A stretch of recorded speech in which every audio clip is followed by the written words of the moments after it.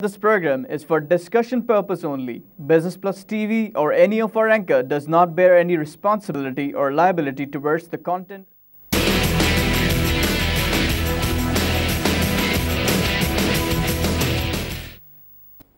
बिस्मिल्लाहिर्रहमानिर्रहीम। अस्सलाम वालेकुम नाज़रीन, कराची मरकज़ से मैं हूं आपका मेज़बान खलील अहमद। आप देख रहे हैं प्रोग्राम आप और कारोबार।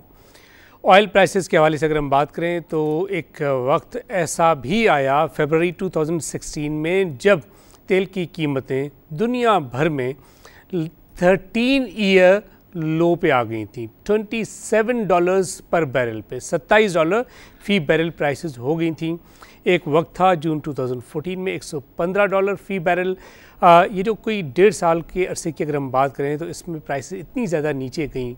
जब फरवरी में ये $27 फ़ी बैरल तक पहुंची तो ख़ास तौर पे जो मेजर ऑयल प्रोड्यूसिंग कंट्रीज़ हैं, जिसमें हम वेनेजुएला की बात कर लें, कतर की बात कर लें, रशिया, सऊदी अरेबिया की बात कर लें, तो मीटिंग वगैरह हुई। कोई इम्पैक्ट ऐसा सच आया नहीं कि जी ये जो इतना ग्लट है, इतनी ज़्यादा आउटपुट हो रही है, इसको थोड़ा सा कम करें। ओपेक की बात करें तो दुनिया में जितना भी ऑयल प्रोड्यूस होता है उसका तकरीबन 40% तो ओपेक मेंबर्स ही प्रोड्यूस करते हैं। लेकिन इसके अलावा अगर हम देखें तो रशिया की प्रोडक्शन काफ़ी ज़्यादा, कोई 10% के करीब, अगर 10 मिलियन बैरल्स के हवाले से बात की जाती है। एक जो मेजर डेवलपमेंट हुई कि जब ईरान पर सैंक्शन हटे, हमने अपने पिछले प्रोग्राम में भी ये बात की थी कि सैंक्शन हटने के बाद एक नया मूव हमने देखा, एक नया सिनारियो देखा कि ईरान पर से जब सैंक्शन हटे तो ज़ाहिर है ईरान ने काफ़ी अर्सा जो मुश्किलात का सामना किया। ईरान कहते हैं कि तकरीबन 4 मिलियन बैरल्स पर डे तक मुझे आना है, उसके बाद हम बात करेंगे in terms of freeze in output. 17 April की मीटिंग कतर के कैपिटल दोहा में हुई। उसमें ओपेक और नॉन ओपेक मेंबर्स ने शिरकत की। पहले तो ईरान ने भी अपने मिनिस्टर को नामजद किया था कि वो भी अटेंड करेंगे, लेकिन फिर ये जब बात सामने आई कि जी जो भी डील होगी उस पर सब लोगों के सिग्नेचर होंगे, तो उसके बाद हमने देखा कि ईरान के मिनिस्टर की अटेंडेंस वहाँ पे नहीं थी, वो वहाँ पे नहीं आए। 17 अप्रैल की जो मीटिंग हुई उसके बाद ये कहा जा रहा है कि जी अगर हम देखें तो जो एक्सपेक्टेशन थी वो एक्सपेक्टेशन पूरी एज सच नहीं हुई। लेकिन उसके बावजूद अब ख्याल तो बेसिकली दो ही हैं, दो स्कूल ऑफ थॉट है। कुछ लोग तो कहते हैं कि जो मीटिंग में बातें हुई, जो चीज़ें डिस्कस हुई, बेसिकली उसका एक पॉजिटिव इम्पैक्ट आ रहा है। इसलिए कि अभी अगर हम देखें तो ऑयल प्राइसेस $45 फ़ी बैरल से ज़्यादा हैं और हो सकता है कि $50 फ़ी बैरल तक भी आ जाए या हो सकता है कि कम हो जाए, डिपेंड करता है सिनारियो पे। ईरान इस वक्त साइडलाइन हुआ है, प्रोडक्शन को बढ़ाने की बात हो रही है। मेजर ऑयल प्रोड्यूसिंग कंट्रीज़ की मीटिंग हुई, लगे रहा है कि वो मीटिंग नाकाम हुई, लेकिन कुछ लोग कहते हैं कि जी कामयाब हुई। इस वक्त ऑयल प्राइसेस अगर $47 फ़ी बैरल के करीब हैं जब आज हम बात कर रहे हैं, तो क्या आने वाले दिनों में प्राइसेस का सिनारियो ऊपर की तरफ होगा या नीचे की तरफ होगा? मज़ीद हम बढ़ावा देखेंगे या कमी देखेंगे? सऊदी अरेबिया जो दुनिया का सबसे बड़ा क्रूड ऑयल एक्सपोर्टर है, अगर हम सऊदी अरेबिया की मईशत की बात करें तो 2015 में सऊदी अरेबिया की मईशत में हम देखें कि एक स्लम हमने देखा है। पिछले साल सऊदी अरेबिया की इकॉनमी ने कोई 3.5% की ग्रोथ दिखाई, लेकिन 2016 का जो बजट पेश किया जा रहा है उसमें कहा जा रहा है कि खातिर खा कट्स होंगे बजट में। अब जो कट्स की बात की जाए, जो डेफिसिट की बात की जाए, डेफिसिट में ये कहा जा रहा है कि जी हो सकता है कि कोई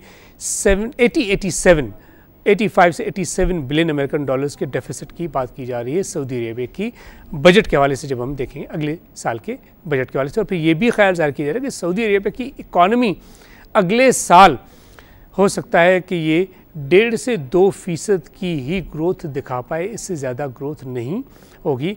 इसलिए कि अगर हम सऊदी अरेबिया की इनकम की बात करें तो पिछले साल ये कहा गया कि जी तकरीबन 73% इनकम सऊदी अरेबिया की ऑयल के ज़रिए आई। और इससे पहले अगर देखें तो कई सालों तक सऊदी अरेबिया की इनकम की जब बात करते हैं तो 90% इनकम क्रूड से आती रही है। अब डाइवर्सिफिकेशन की बात की जा रही है सऊदी अरेबिया में। अगर इन तमाम चीज़ों को देखें और ऑयल प्राइसेस की बात करें तो सिनारियो इस वक्त अनसर्टन ही लगता है। अब ये समझ में एक्चुअली नहीं आ रहा कि क्या होने जा रहा है, क्या प्राइसेस ऊपर की तरफ जाएंगी या नीचे की तरफ जाएंगी। लेकिन ज़्यादातर लोग यही समझते हैं कि प्राइसेस सबड्यू ही रहेंगी। 2016 में प्राइसेस कम रहेंगी ऑयल की और 2017 में भी समवॉट यही सिनारियो रहेगा। ये तमाम इश्यूज़ हैं जिस पर हम बात करेंगे। इसी वाले से आज हमें स्टूडियो में ज्वाइन किया है सोहेल अहमद भट्ट साहब ने, आप डिप्टी मैनेजिंग डायरेक्टर हैं बाकरी पाकिस्तान के। सोहेल साहब प्रोग्राम में खुशामदीद कहते हैं। ये वेलकम। आप ऑयल एक्सपर्ट हैं, एनर्जी के हवाले से काफ़ी नॉलेज है आपकी, कई साल गुजारे हैं आपने एनर्जी के शोबे में एनालिसिस करते हैं। 17 अप्रैल की जो मीटिंग हुई, इससे पहले मैंने आपके साथ टॉक शो किया जी जी, और हमने कहा कि ये जो भी सिनारियो डेवलप होगा वो बेसिकली 17 अप्रैल पे ही डिपेंड करता है। क्या रहा आउटपुट? बिस्मिल्लाहिर्रहमानिर्रहीम। Thank you Khalil sahab. Yes, बड़ा इंटरेस्टिंग सिनेरियो है। It's what is happening now is contrary to the believes that many analysts had कि अगर दोहा की टॉक्स फेल हो जाती हैं तो ऑयल प्राइस काफ़ी क्रैश हो सकती है, गिर सकती है, लेकिन ऐसा नहीं हुआ।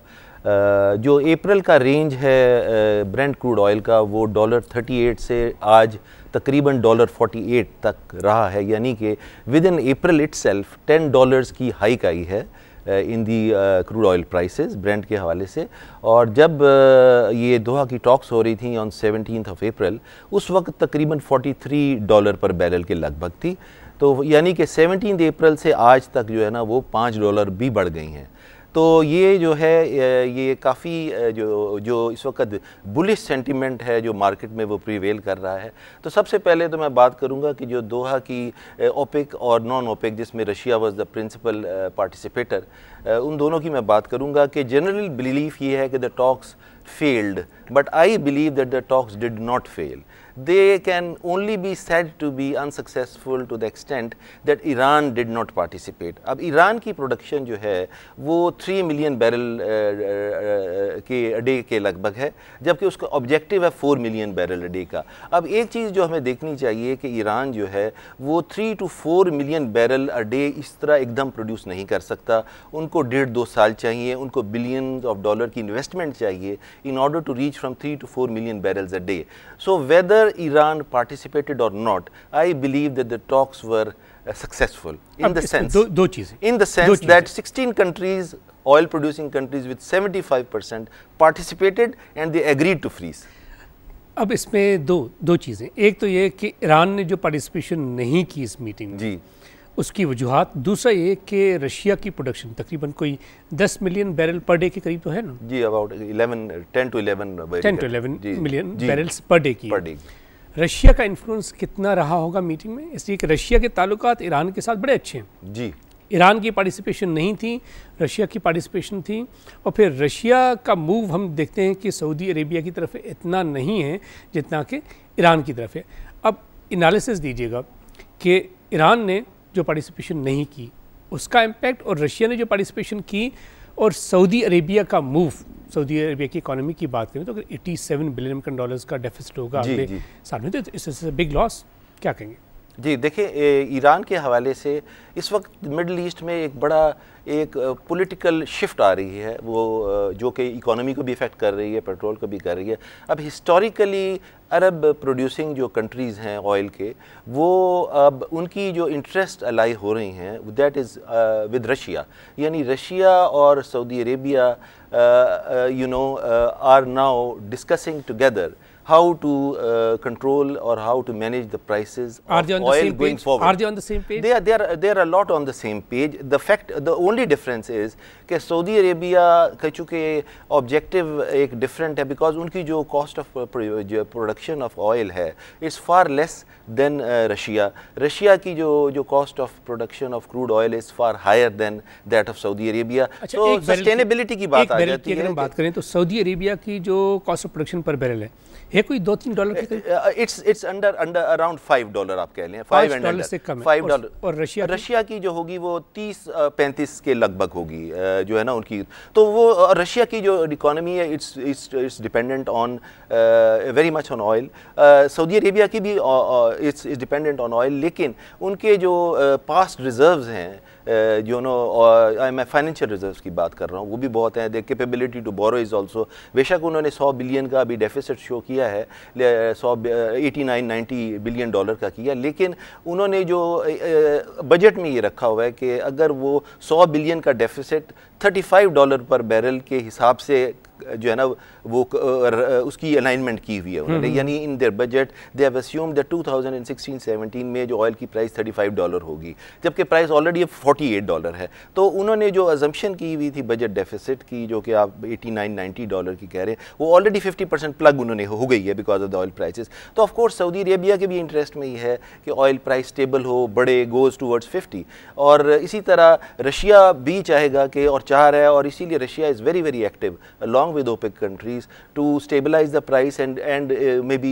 increase it। लेकिन अभी जो increase हुई है प्राइस, उसमें 2-3 और फैक्टर्स जो कि मिडल ईस्ट के बाहर के फैक्टर्स, उसमें अमेरिकन फैक्टर जो है कि अमेरिका में जो गैसोलीन की डिमांड है वो all time high I would say कि हुई है, बिकॉज उनकी तकरीबन जितनी भी कंजम्पशन है 14-15 मिलियन बैरल्स अ डे की, उसमें 9 मिलियन बैरल्स है is going towards gasoline, basically gasoline consumption. तो ये भी ऑल टाइम हाई है कि गैसोलीन की कंजम्पशन की वजह से फिर अमेरिका की प्रोडक्शन जो है ना यूएस की, वो शेल ड्रिलर्स के आउट ऑफ बिजनेस हो जाने की वजह से और दूसरे वजूहात की वजह से American crude oil production has been reduced by रफली about 800,000 barrels a day.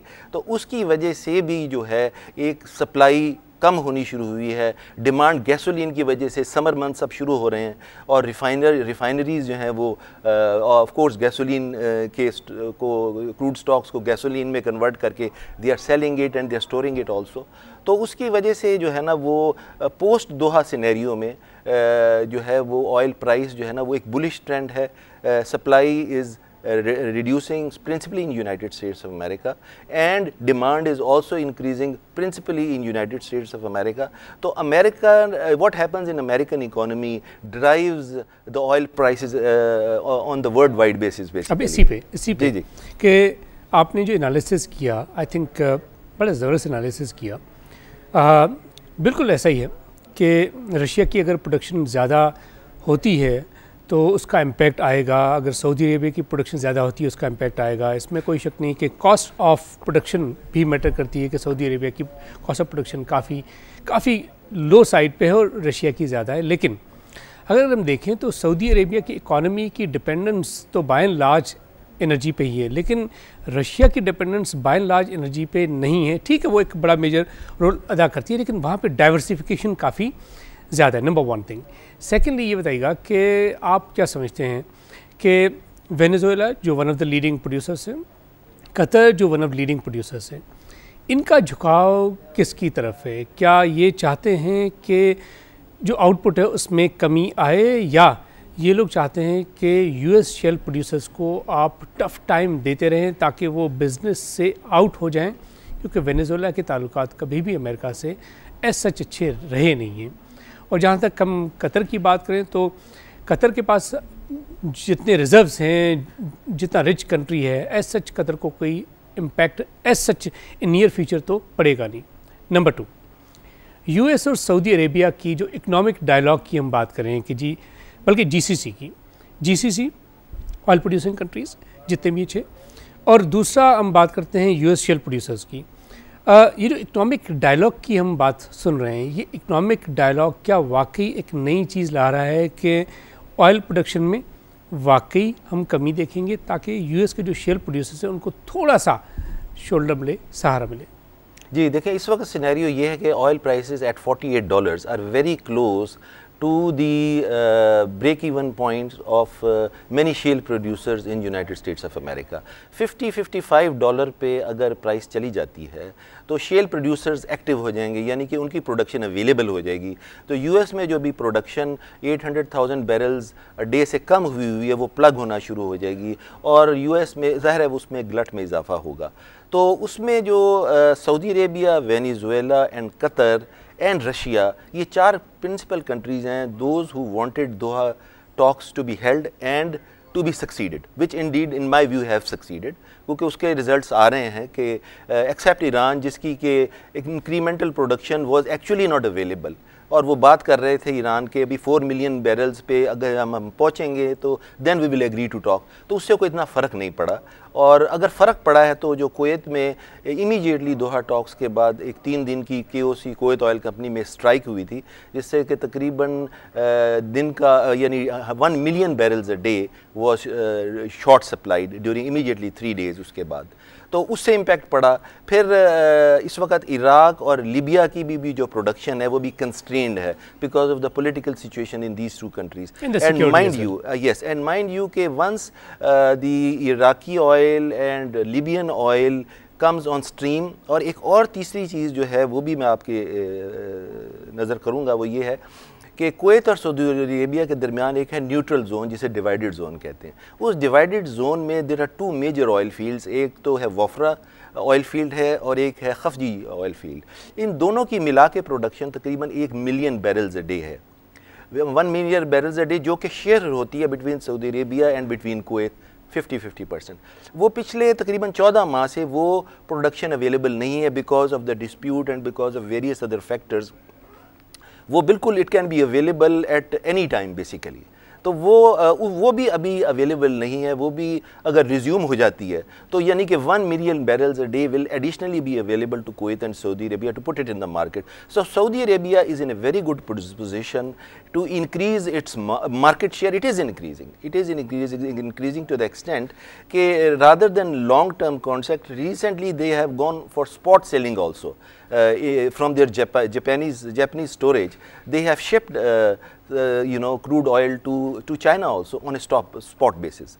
So this is another I think indication that Saudi Arabia will be very, very aggressive and ruthless in not only retaining its market share but increasing it as we go forward, and they can and they are in a position to increase their production far beyond the present 10 million barrels a day to 11 and maybe more.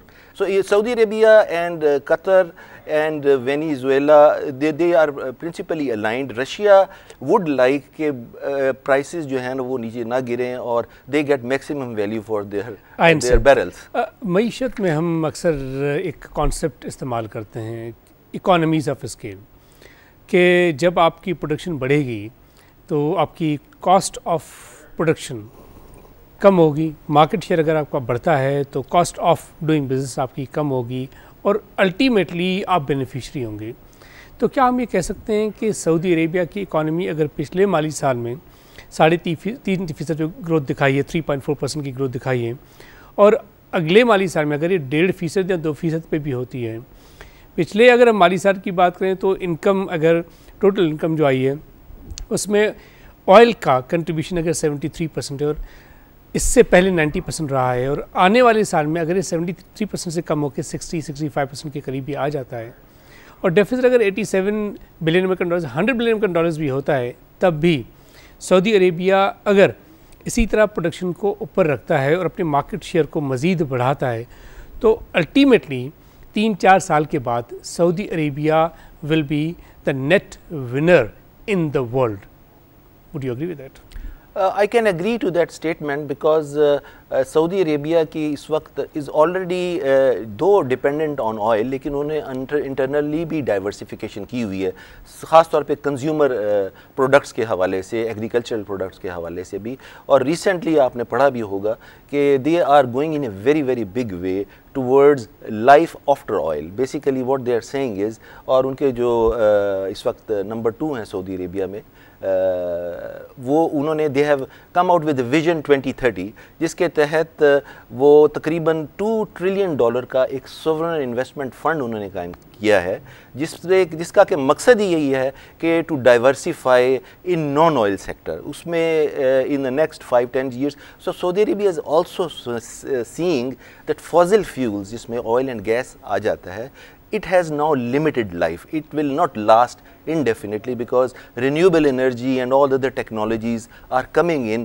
which will make the fossil fuels less much in demand and it will be overtaken by other factors. So they are already working on the diversification of their economy और उनमें resilience ज़्यादा है. They have got capacity to borrow lot more than Russia has, for example. अच्छा, इसी पे जैसे आपने economy की बात की, फिच रेटिंग ने रिसेंटली आपके इल्म में होगा कि सऊदी अरेबिया की क्रेडिट रेटिंग को AA से AA माइनस किया। जी जी जी। तो ये तो एक सिग्नल तो दे रहा है ना दुनिया को कि economy is somewhat in problem.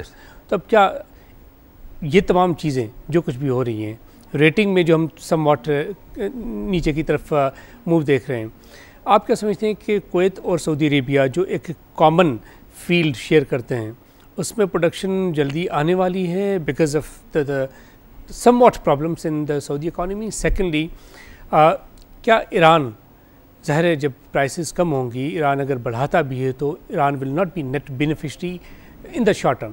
तो क्या सऊदी अरेबिया की स्ट्रेटजी हो सकती है कि जी कुवैत और हमारे दरमियान जो ऑयल की हम शेयरिंग करते हैं 50-50, उसमें जल्दी से हम प्रोडक्शन करें, नो वरीज। रशिया, ठीक है रशिया का जो भी मूव है, लेकिन ईरान को थोड़ा सा टफ टाइम दे दें और US के शेल प्रोड्यूसर्स को सर उठाने ना दें। जी बिल्कुल, ये यू कहते हैं ना killing you know 2 birds with 1 stone, ये बिल्कुल हो सकता है।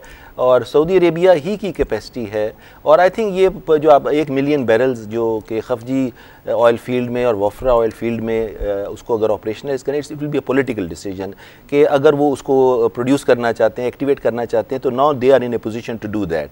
तो उसमें जो है वो ये चीज़ ज़रूर देखेंगे कि अगर तो उनका मार्केट शेयर कम हो रहा है या उनकी रेवेन्यूज़ कम हो रहे हैं, तो they can go very aggressive, and they have Indeed stated that you know, I can quote a Saudi Arabian oil minister saying that whether the price is $30 of oil or 70 does not matter to us. यानी कि within $40 की range में they are saying that it does not matter to us। तो आप उससे अंदाज़ा लगा सकते हैं कि अगर $30 पे भी प्राइस चली जाएगी तो वो किस हद तक वॉल्यूम वो देंगे, जिसकी वजह से कि दूसरे कंट्रीज़ के लिए मुश्किल हो जाएगा कम्पीट करना, चाहे वो रशिया हो चाहे ईरान हो। Russia and Iran do have understanding with each other, politically भी they are more closer to each other। तो उसका impact ये ज़रूर होगा कि Russia and Iran will be behind the scenes, they will be sort of cooperating with each other in managing the oil prices for the future। ये जो हमने discussion की है, अब इसका इम्पैक्ट पाकिस्तान की मईशत पे कैसा आएगा, और अगर प्राइसेस इसी तरह सबड्यू रहती हैं तो what will be the benefit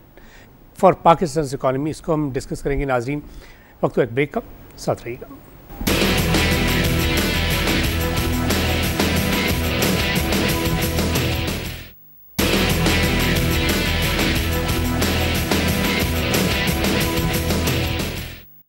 welcome back नाजरीन, बात कर रहे हैं ऑयल प्राइसेस की ड्यूरिंग 2016। पाकिस्तान की ट्रेड पॉलिसी रिसेंटली अनाउंस हुई, 3 साल की स्ट्रेटेजिक ट्रेड पॉलिसी फ्रेमवर्क 2016 से 2018 की अगर हम बात करें तो 2018 तक जो प्रोजेक्शन है, जो टारगेट है एक्चुअली, वो ये है कि कोई $34 बिलियन की हम एक्सपोर्ट करेंगे।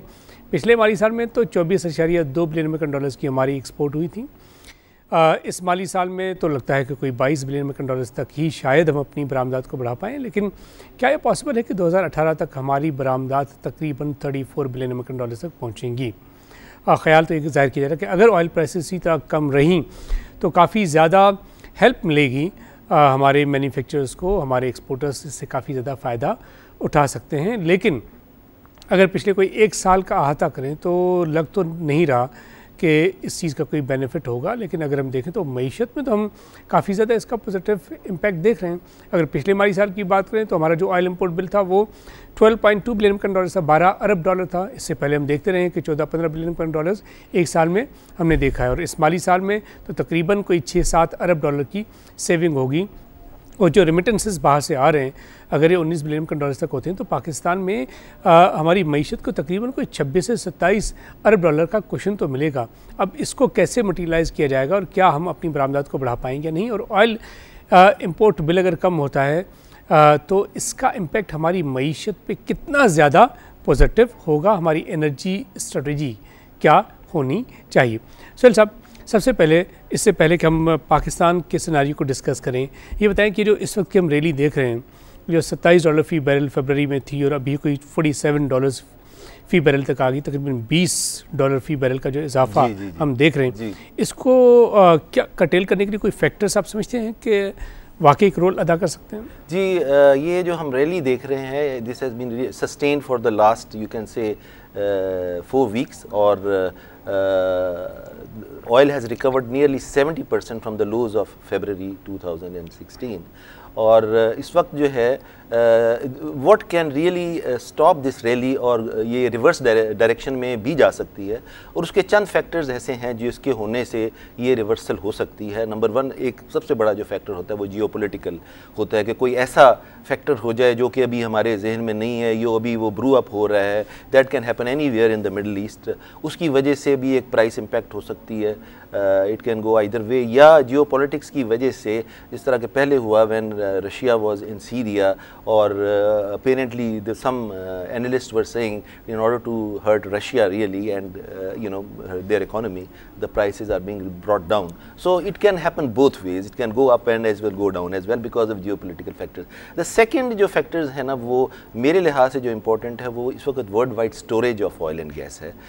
ऑयल की मैं स्टोरेज के हवाले से बात करूँगा, जो करंटली अबाउट 3 बिलियन बैरल्स के करीब वर्ल्ड स्टोरेज है। इस वक्त अमेरिका की जो स्टोरेज है वो 540 मिलियन बैरल्स है, which is the highest since 1929। इससे पहले अमेरिका की स्टोरेज कभी भी इतनी ज़्यादा नहीं बढ़ी जितनी अब बढ़ी है।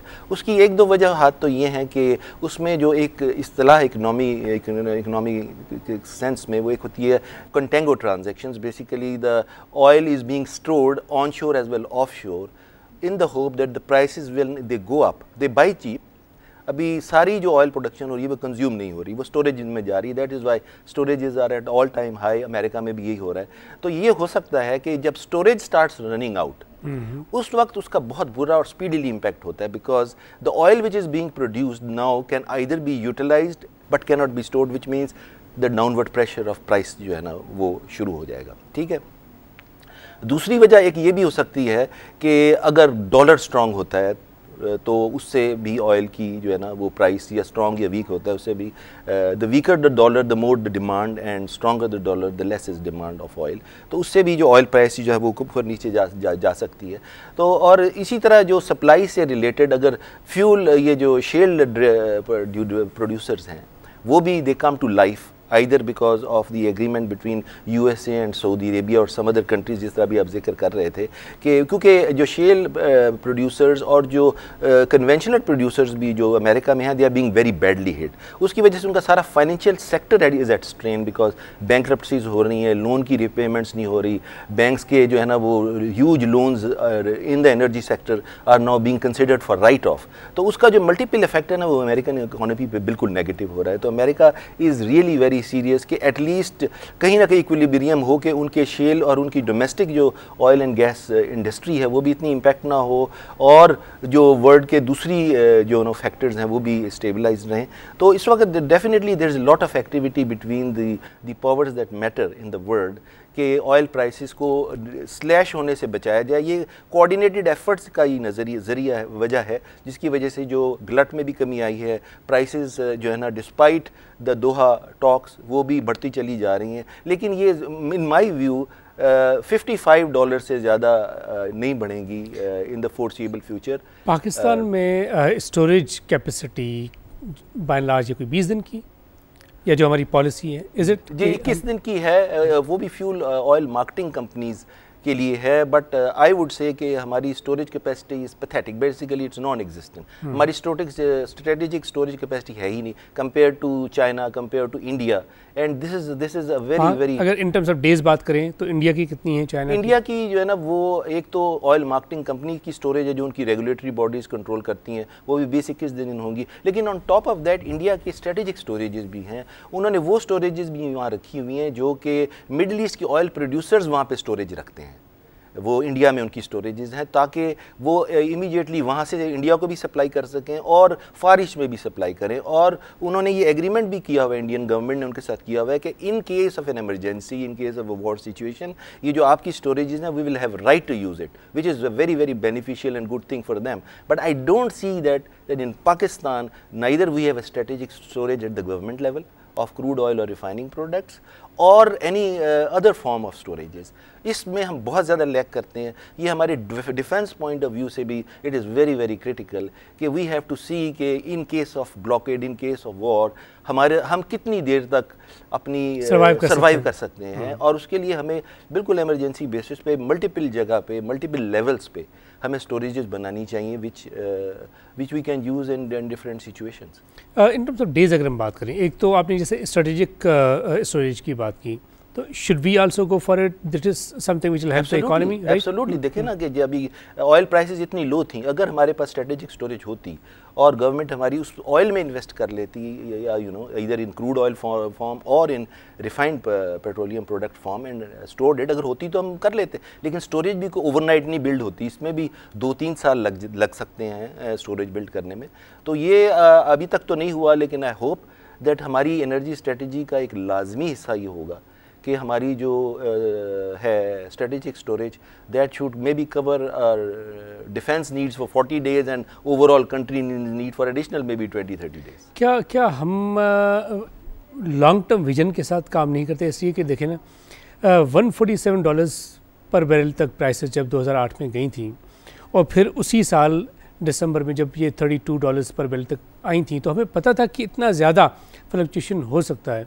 तो हमने कभी भी ये नहीं सोचा कि हम स्टोरेज पे फोकस रखें, कुछ इस तरह की अपनी स्ट्रेटजीज़ बनाएं जिसके ज़रिए कम से कम स्टोरेज कैपेसिटी हो। अगर कोई इस तरह की अनसर्टनिटी दुनिया में आती है तो हम अपने आप को प्रोटेक्ट कर सकें और प्राइसेस को भी कंट्रोल करने में काफ़ी ज़्यादा हेल्प मिली हमें।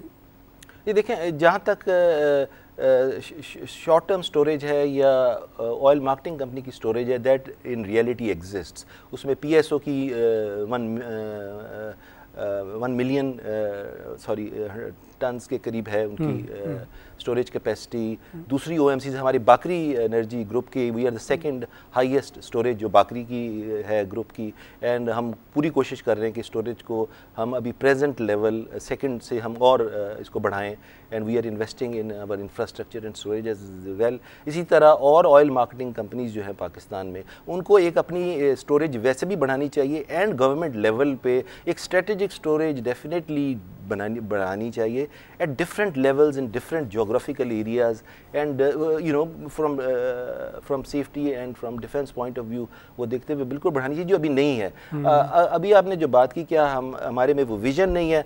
अगर विजन है तो वो सिर्फ फाइल्स और पेपर्स में है, but it has not translated into reality, and it is very very sad and sorry state of affairs that I would say कि हम इस तरफ नहीं देखते। इसी तरह हम ट्रांसमिशन एंड डिस्ट्रीब्यूशन सिस्टम को भी अपग्रेड करने के बारे में नहीं इतना इन्वेस्ट कर रहे। We are talking in terms of increasing the generation capacity. अगर हमारे पास इस वक्त 20,000 मेगावाट है, अगर वो 30,000 मेगावाट हो जाती है, राइट, अवेलेबल इलेक्ट्रिसिटी, तो आप उसको ट्रांसमिट एंड डिस्ट्रीब्यूट कैसे करेंगे? ये एक चीज़ सोचने वाली है कि हमारा ये सिस्टम जो है, यही 20-24 हज़ार मेगावाट से ज़्यादा की इलेक्ट्रिसिटी को एफिशिएंटली ट्रांसमिट नहीं कर सकता। हमारी जो पर मंथ कंजम्पशन है पेट्रोल की है कोई 4 लाख टन के करीब तो है ना मेरे ख्याल में। जी, इस वक्त बहुत हाई है because oil prices are low. On average 4 lakh ton बिल्कुल है। हाँ, और डीजल की कोई होगी कि 6 लाख टन के करीब? डीजल की ज़्यादा है, बिल्कुल 6 लाख है प्रिंसिपली एग्रीकल्चर सेक्टर में या ट्रांसपोर्ट सेक्टर में, हैवी ट्रांसपोर्ट सेक्टर में जब हमें डीजल यूज़ होता है। जी, जब हमें पता भी है कि हमारी पर मंथ कंजम्पशन पेट्रोल की कोई 4 लाख टन के करीब है, जब हमें पता भी है कि डीजल की 6 लाख टन के करीब है, और अगर इकॉनमी को हमने ग्रोथ देनी है तो फिर ज़ाहिर है एनर्जी की रिक्वायरमेंट ज़्यादा होती है। उसके बावजूद भी हमने कभी स्टोरेज पे फोकस नहीं रखा, अपनी कोई स्ट्रेटजी ऐसी नहीं बनाई एनर्जी के हवाले से जिससे लॉन्ग टर्म बेनिफिट हम हासिल कर सकें। जी, आई डोंट बिलीव अगर होती तो नज़र आ जाती, या जिस तरह भी हम देखें ना, बात कर रहे हैं कि हम बहुत एग्रेसिव तरीके से एनर्जी की तरफ जा रहे हैं, जनरेशन की तरफ, वो ठीक है, दैट इज़ फाइन। हम गैस LNG भी ला रहे हैं, वो भी बिल्कुल ठीक है। हम अपने कोल पे भी काम कर रहे हैं, हम इलेक्ट्रिसिटी ईरान से भी इंपोर्ट कर रहे हैं, हम अपनी ऑयल से भी फर्नेस ऑयल से भी इलेक्ट्रिसिटी प्रोड्यूस कर रहे हैं, वो ठीक है अभी। लेकिन ये कि मैं ये सोचता हूँ कि हमारा जितना भी कैपिटल स्पेंडिंग हमने एनर्जी सेक्टर के लिए रखी हुई है उसमें कम से कम 30% जो है वो हमें अपने ट्रांसमिशन एंड डिस्ट्रीब्यूशन, हमें अपनी गैस पाइपलाइंस, हमें अपने इंफ्रास्ट्रक्चर, हमारे स्टोरेज पे हमें खर्च करना चाहिए। As a rule of thumb मैं बात कर रहा हूँ, it could be 40%, it could be 50% also.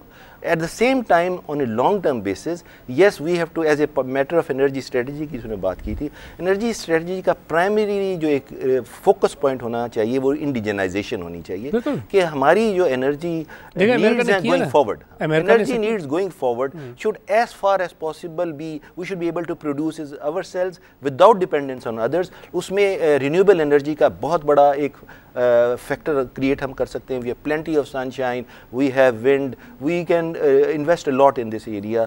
फिर हम बातें तो करते हैं ना, शेल ऑयल एंड गैस को बातें भी करते हैं, फाइल्स में भी हैं, लेकिन जो चीज़ हो रही है होगी वो that will be seen as well. अभी जिस तरह हम देख रहे हैं, yes there is lot of activity in power generation right now.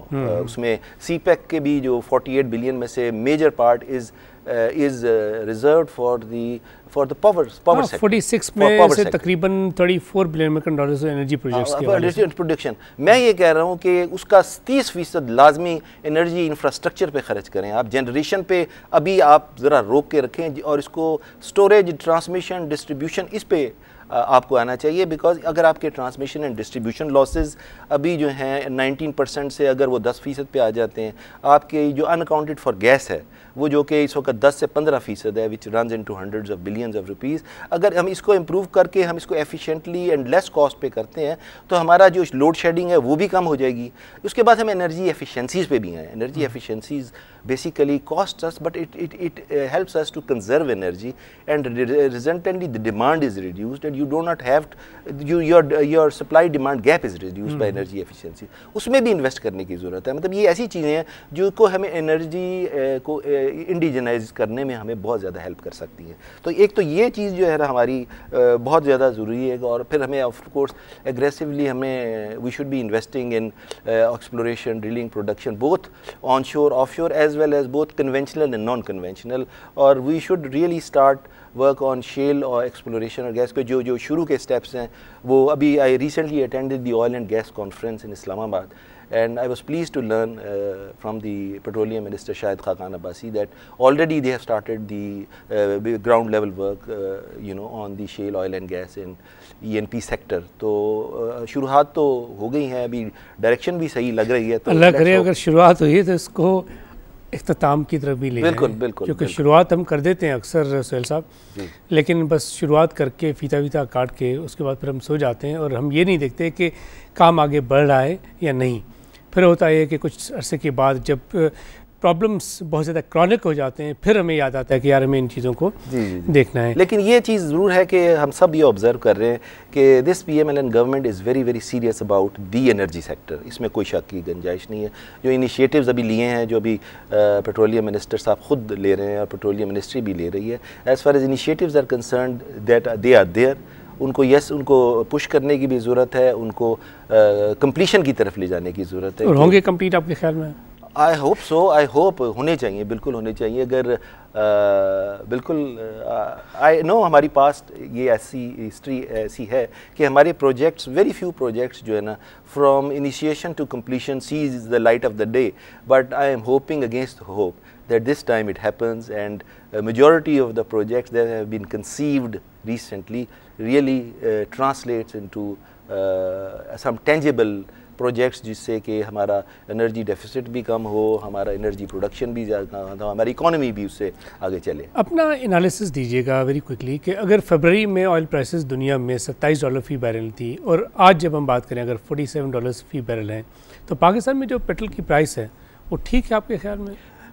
मेरा पर्सनल व्यू ये है कि इस वक्त पाकिस्तान की जो प्राइसेस हैं वो अगर देखें तो टॉप 5-6 मुल्क हैं जिन्होंने प्राइसेस सबसे ज़्यादा कम की हैं। तो Pakistan is among those countries, और इंडिया में भी हाई हैं, दूसरे कंट्रीज़ में बहुत सारे मुल्कों में आई है, और बहुत ज़्यादा कम करनी भी नहीं चाहिए। उसकी वजह कि जब ये बढ़नी शुरू होंगी तो उससे बहुत इन्फ्लेशनरी इफेक्ट भी होगा पाकिस्तान की इकोनॉमी में, क्योंकि कम करना आसान है लेकिन बढ़ाना उसको आसान नहीं है। I understand. सोहेल अहमद भट्ट साहब, it was really wonderful talking to you. Thank you so much. Thank you so much. Thank you. Well नाज़रीन, उम्मीद करते हैं कि आपको आज का हमारा प्रोग्राम पसंद आया होगा। आप अगर फीडबैक देना चाहते हैं तो फेसबुक और ट्विटर के ज़रिए फीडबैक दे सकते हैं। अब तक इतना ही। अपने मेज़बान खलील अहमद और हमारी पूरी प्रोडक्शन टीम को इजाज़त दीजिए। अल्लाह हाफ़िज़।